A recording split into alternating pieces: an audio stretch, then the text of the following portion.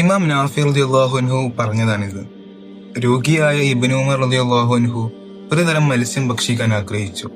ഞാൻ എല്ലാ സ്ഥലത്തു നിന്നും അന്വേഷിച്ചു, പക്ഷേ ഒരു സ്ഥലത്തു നിന്നും അത് ലഭിച്ചില്ല. കുറച്ചു കാലങ്ങൾക്ക് ശേഷം ആ മത്സ്യം കണ്ടപ്പോൾ ഞാൻ അത് വാങ്ങി പൊരിച്ചു കൊടുത്തു. ഒരു റൊട്ടി കഷ്ണത്തിന്റെ കൂടെ അത് ഭക്ഷിക്കാൻ മഹാനിരുന്നു. അപ്പോഴാണ് അവിടേക്കൊരു യാചകൻ വരുന്നത്. അദ്ദേഹം ആ ഭക്ഷണം യാചകന് നൽകാൻ ആവശ്യപ്പെട്ടു. ഞാനത് യാചകന് നൽകി.